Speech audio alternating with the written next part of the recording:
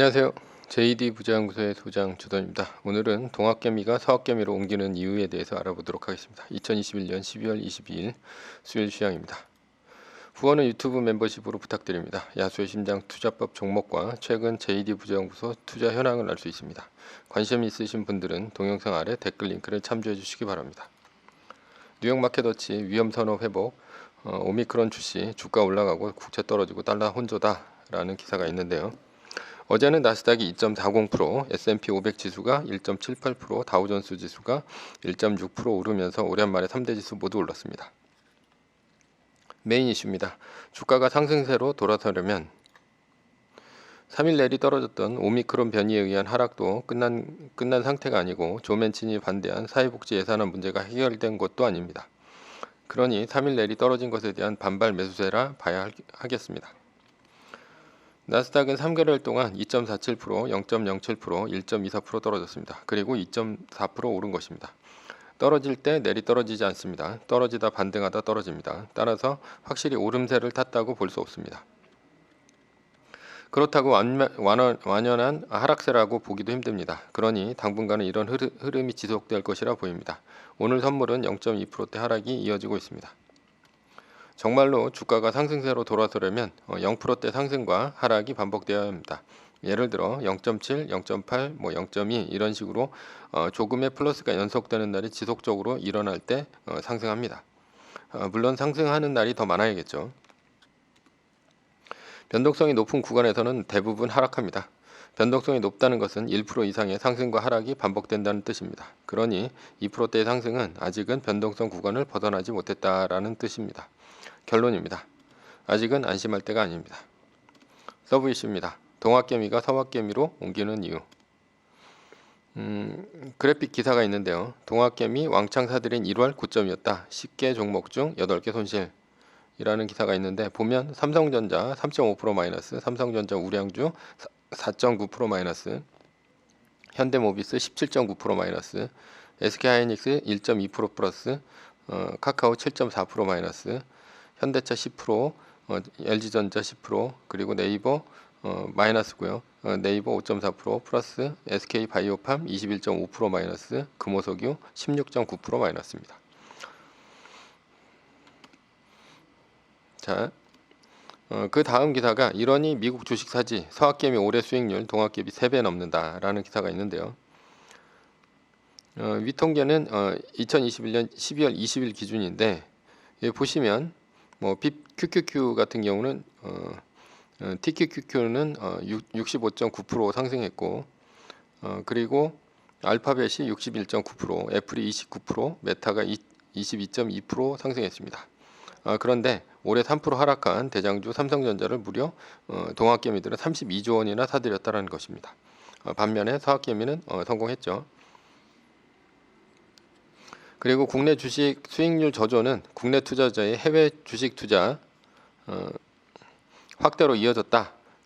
그래서 서학개미는 올해 미국 주식 거래 규모는 무려 3,529억 달러로 지난해 거래 규모의 1,781억 달러의 2배 수준에 달한다라는 것입니다. 그래서 동학개미들이 국내 주식을 팔고 수익률이 좋은 미국 주식으로 이동 중이다라는 것입니다. 그렇다면 왜 서학개미의 수익률이 좋았을까라는 것이죠. 결론부터 얘기하자면 저는 이것을 유동성의 힘이라고 볼 수 있습니다. 그래서 나눠봤습니다. 유동성의 4단계입니다. 첫 번째 단계는 전 세계 금융 장세, 미국 신흥국 양적 완화, 제로금리인 상태고요. 그리고 두 번째는 차별화 장세, 신흥국은 긴축 장세, 그리고 미국은 금융 장세. 세 번째 장세는 전 세계는 긴축 장세로 들어가고요. 신흥국, 미국 모두 긴축 장세로 갑니다. 네 번째는 공황 장세입니다. 그렇다면 하나씩 성격을 한번 살펴보도록 하겠습니다. 첫 번째가 전 세계 금융 장세입니다. 첫 번째 단계는 위기를 맞아 미국이 유동성을 푸는 시기입니다. 2020년 3월 미국은 코로나 위기를 맞아 연준은 제로금리와 양적 완화를 단행했습니다. 그리고 전 세계 V자 반등이 일어났습니다. 당시 미국과 한국 주식 시장에서는 아무 주식이나 사면 오르는 시기가 바로 이 시기입니다. 시기는 2020년 코로나 발발 이후부터 2020년 12월까지입니다. 유동성이 넘치니 주식으로 돈이 몰리고 돈이 몰리는 것이 보이니 이 돈을 노리는 미국은 물론 한국에서도 대규모 IPO가 진행되게 됩니다. IPO는 이제 기업 공개로서 기업 설립 후 처음으로 외부 투자자에게 주식을 공개하고 이를 매도하는 업무를 의미합니다. 그러니까 한마디로 이제 주식이 지금 증권 시장에 나온다는 얘기죠. 처음으로. 미국이야 원래 이제 돈이 몰리는 시장이니 IPO 대박을 친 기업들이 많았습니다. 그러나 한국도 IPO를 통해서 자금 조달을 한 기업들이 많았습니다. 그래서 당시 한국은 따상이라는 말이 유행했습니다. 따상이란 신규로 상장된 종목이 첫 거래일 공모가 대비 2배로 시초가가 형성된 뒤에 가격 제한 폭인 30%까지 상승에 마감하는 것이다 라는 것이 이제 따상이죠. 소위 눈먼 돈 따먹기입니다. 이때는 미국에서도 모두 올랐지만 대세는 빅테크 주식과 코로나 수혜주인 언택트 주식 위주로 올랐습니다. 두 번째는 차별화 장세입니다. 그러다 2단계인 차별화 장세 시기로 들어옵니다. 미국은 금융정세가 이어지는 데 비해 신흥국은 긴축으로 돌아선 시기입니다. 코로나 백신이 11월에 모더나와 화이자에게서 개발되고 경기 민감주인 여행, 항공 위주로 주식이 올랐습니다. 2021년 1월에 한국의 개미들은 이때 고점에 물립니다. 주식시장은 미국의 연준이 유동성을 줄일 것이라는 생각에 신흥국 비중을 먼저 줄이죠. 외국인들은 이때부터 신흥국에서 돈을 빼서 미국으로 들어옵니다. 2021년 초반까지는 미국에서는 경기 민감주, 은행 주식 등이 주로 올랐습니다. 그리고 중반 이후는 애플, 테슬라, 구글 등과 같은 빅테크 주식들이 2020년처럼 다시 달리기 시작했습니다. 미국은 제로금리 양적 완화가 이어지고 있기 때문에 나스닥, S&P 500 그리고 다우존스 지수는 모두 우상향했습니다. 그러나 한국을 비롯한 신흥국들은 중앙은행이 긴축과 함께 외국인들이 돈을 빼내가고 환율이 오르는 시기와 겹쳐집니다. 반면에 IPO는 지속적으로 이어집니다. 올해 새내기 따상 벌써 11종목 역대 최다, 다음 주자는 이라는 기사가 있는데요. 여기 보시면 따상을 기록한 종목은 올해 첫 따상을 기록한 종목은 선진 뷰티 사이언스다. 이를 시작해 SK 바이오사이언스, 모비릭스, 자이언트 스텝 등이 따상을 달성했다. 최근에는 맥스트가 바통을 이어받았다. 이게 2021년 7월 31일 기사입니다. 신흥국에서는 유동성이 축소되고 있었지만 아직 대사를 파악하지 못한 개미들은 따상에 취해 7월까지 신규 IPO 대박이 이어집니다. 따상 기다했는데 따하 공모주로 용돈 벌던 시대는 끝나가나 라는 기사가 있는데요. 여기 보시면 반도체, 2차전지, 폴더블폰, 소부장주 등이 모두 따상에 실패하면서 국내 증시에서는 마지막 따상 종목이 나온 것도 어느덧 한 달이 지났다. 마지막 따상 종목은 지난달 1일에 일진 하이솔루스였다. 2021년 10월 8일자 기사입니다. 9월 1일 날 따상을 기록하고 모두 따상에 실패했습니다. 당연합니다. 한국은행이 2021년 8월 26일서부터 0.25% 금리를 선제적으로 올리면서 0.75%로 금리가 올라갔기 때문입니다. 즉 유동성 축소가 한국은 일어나고 있었고 1,100원이던 환율이 1,200원을 바라보게 되었습니다. 그러니 외국인들도 한국 탈출이 이어지고 있었던 것입니다. 시장에 유동성이 없으니 이 와중에 따상을 들이고 돌아온 한국의 개미들만 죽을 쓰고 있는 것입니다. 죽을 쓰는 것은 IPO만이 아닙니다. 주식시장도 죽을 쓰고 있었습니다. 코스피는 3,300을 터치하고 3,000선에서 박스피를 형성하고 있었고 삼성전자, 하이닉스 등 경기 민감 주주들은 25%에서 30%씩 고점 대비 빠져 있었습니다. 반면에 미국 주식시장은 연일 사상 최고치를 경신하고 있었고 애플, 테슬라, 구글 등은 30% 넘게 오르면서 신고가를 찍고 있었습니다. 이에 견디지 못한 동학개미들은 서학개미로 방향을 튼 것입니다. 미국도 IPO가 대규모로 일어났지만 미국은 연준의 양적 완화가 지속되고 있었으며 신흥국의 긴축으로 빠져나온 돈들이 미국 시장으로 몰려들면서 오히려 호황이 더 진행되고 있었습니다. 로블록스, 루시드 모터스, DWAC, 리비안 등 IPO 대박도 주식시장 화랑과 함께 동시에 진행된 것입니다. 신흥시장도 차별화가 일어났습니다. 정리하자면 한국은 3,000선 박스피가 진행되고 있었고요. 신흥국 중에서는 베트남, 중국 등 성장 가능성이 있는 증시로 돈이 몰렸지만 중국 증시는 안 좋았고 베트남 시장은 상대적으로 좋았습니다. 베트남 지수는 올해에만 30% 넘게 올랐습니다. 그러나 홍콩 항생지수는 16% 넘게 하락했습니다. 이유는 중국 빅테크 종목인 알리바바, 텐센트 등 기업들은 물론 부동산 기업들도 부도를 맞도록 제재했기 때문입니다. 겉으로는 빈부격차와 법 위반이었지만 미국이 앞으로 기준금리를 올리면서 긴축을 하면 중국을 공격할 것이 뻔하고 특히 한머니들은 일시에 빠져나가면서 중국이 위험에 빠질 염려가 있어서였습니다. 게다가 빅테크 부동산 기업들 등의 지분은 시진핑의 정적인 상하이방 소속의 돈줄이었기 때문에 제재를 한 것도 다른 이유입니다.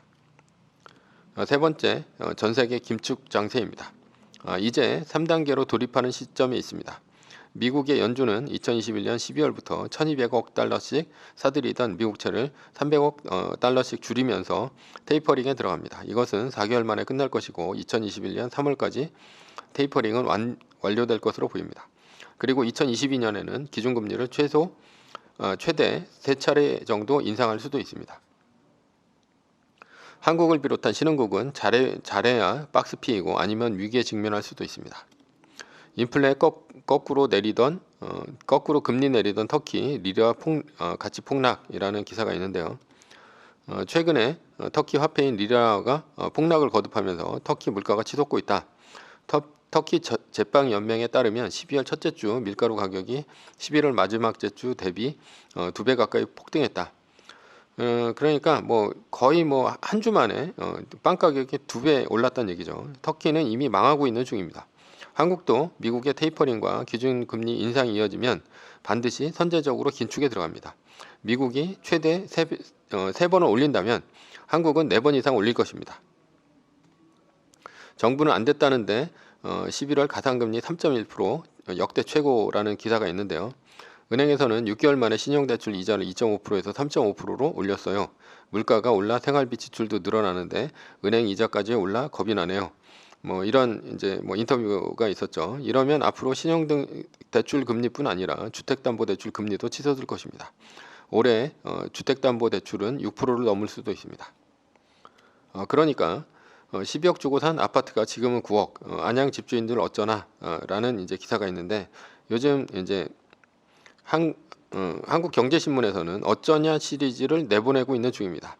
안양 집주인들 어쩌냐? 광면 집주인들 어쩌냐, 동탄 집주인들 어쩌냐, 이런 기사들이 제목 시리즈로 나오고 있죠. 그러나 아직 한국은 긴축을 시작도 하지 않았습니다.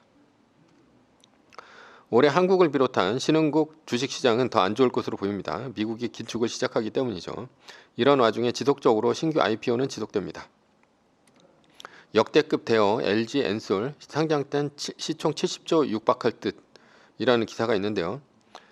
LG 화학 배터리 부분 자회사 LG 에너지 솔루션이 내년 초 상장을 앞두고 공모가 희망 범위를 25만 7천 원에서 30만 원으로 확정했다. 상단 기준 LG 에너지 솔루션의 시가총액은 30조 원에 달할 전망이다. 반면에 한국 증시의 유동성은 급격히 줄고 있습니다. 44조에서 8조로 줄어들었다라는 기사가 있는데요. 코스피 하루 평균 대금이 거래 뚝이다. 이런 기사가 있는데 보시면 하루 거래 대금은 최고일 때 비해서 82% 감소했다는 얘기입니다. 코스피는 3천선에서 박스피를 이루고 있고 테마주만 돌아가면서 개미들 피를 빨아먹고 있는 와중에 내년에는 긴축이 이어질 것이란 얘기입니다. 그렇다고 내년에 코스피가 떨어진다는 얘기는 아닙니다. 한국의 주식시장은 10년에 한 번 계단식으로 올라오는 시장입니다. 작년에 2천에서 3천선으로 갔으니 앞으로 10년은 3천선을 지키면서 갈 것입니다. 미국 시장은 긴축을 하더라도 꾸준히 오를 것입니다. 미국이 긴축을 하면 달러 강세로 미국으로 돈이 더 몰리기 때문이죠. 채권, 주식시장에 연금 펀드를 비롯한 패시브 자금이 몰리면서 유동성이 꾸준히 주입됩니다. 미국은 자신들의 경기가 좋을 때 긴축을 합니다. 그러니 미국이 경기가 살아난다는 뜻이기도 합니다. 다만 이번 긴축은 인플레이션 우려 때문에 긴축을 서두르는 만큼 변동성이 있을 수 있습니다. 지금까지 10% 이상 지수 조정은 없었습니다. 그러니 내년에는 10% 이상의 조정이 있을 수도 있다는 얘기고요. 다우존스 그리고 나스닥, S&P 500 지수가 떨어질 수도 있다는 얘기입니다. 이러한 변동성은 리밸런싱과 말뚝박기로 대처하면 됩니다. 미국도 유동성이 축소되는 만큼 유동성을 스스로 만들 수 있는 주식에 집중하면 됩니다. 바로 빅테크 주식입니다. 사내 유보금이 풍부한 빅테크 중 애플, 마이크로소프트 등과 같은 기업들은 자사주 매입과 배당 확대로 스스로 주가를 부양할 능력이 있습니다. 게다가 인플레이션은 주가 부양에 효과가 생깁니다. 왜냐하면 브랜드 가치가 있어서 가격 전가를 소비자에게 시킬 수 있으며 이것이 영업이익률과 성장으로 나타나기 때문이죠.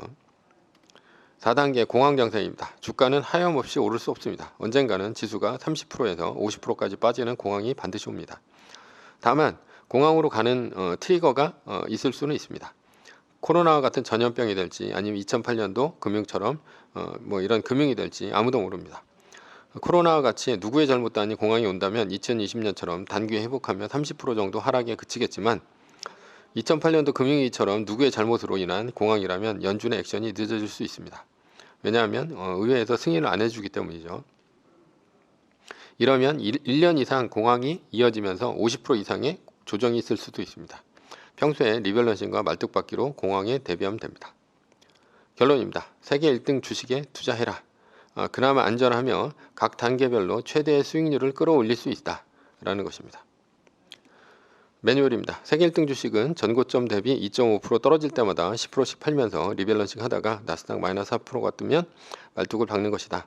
자세한 내용은 JD 부자연구소 다음 카페를 참조하시기 바랍니다. 전제는 세계 1등 주식은 우상향합니다. 위의 상황은 매뉴얼일 뿐입니다. 따를 사람은 따르고 참고할 사람은 참고하시면 됩니다. 주식을 사고 파는 것에 대한 모든 책임과 이득은 본인에게 있습니다. 매뉴얼을 지키다가 포모가 두렵다면 매뉴얼을 지키지 말고 마이너스 3%대 판 가격이나 리밸런싱 때 판 가격보다 단 일부라도 떨어졌다면 전량 매수하시기 바랍니다. 오늘은 동학개미가 서학개미로 옮기는 이유에 대해서 말씀드렸고요. 지금까지 JD 부자연구소의 소장 조던이었습니다. 컨텐츠가 좋았다면 구독, 좋아요, 알람 설정 부탁드립니다. 지금까지 들어주셔서 감사합니다.